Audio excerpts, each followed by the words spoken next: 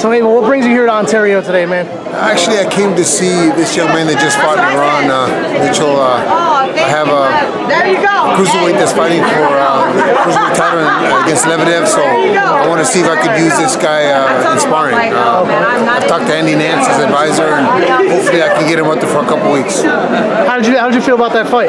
You know what? I think that he was winning a little too much.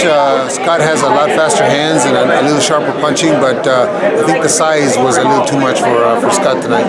Right.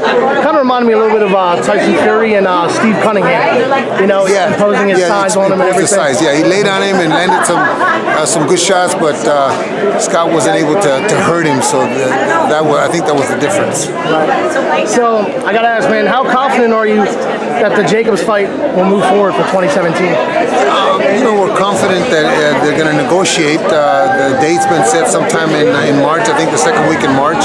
Tom and Al are negotiating right now. Hopefully it gets done. It's a mandatory for Jacob, so he's kind of in a position where he has to fight the fight. I don't think that Tom will let it go past March because we have other plans for the rest of the year. So hopefully it gets done. I'm looking forward to it because it's a good fight. So obviously you're not involved in the negotiations. You're just a trainer, but are the impressions that you're getting from Tom good? That the fight absolutely. He's talking to Al. That's very important, and they're trying to work something out. It's just there's times when a fighter just prices himself out, and it's impossible to make a deal.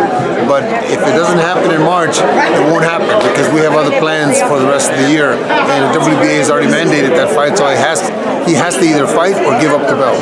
Right. What do you think is Danny Jacobs' his toughest asset that he brings to the table? Like when you guys fight, what would you be most concerned about?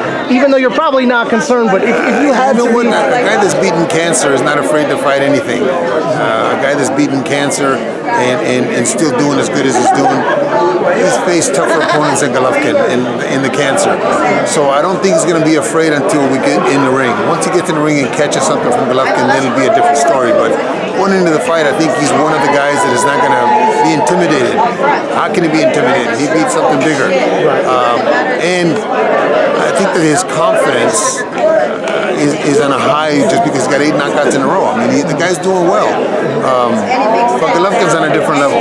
Golovkin is on a totally different level. So we're going to prepare like we do for all of them. We're going to take him very, very serious because he's a very good fighter. But I feel like Golovkin will be too much for him.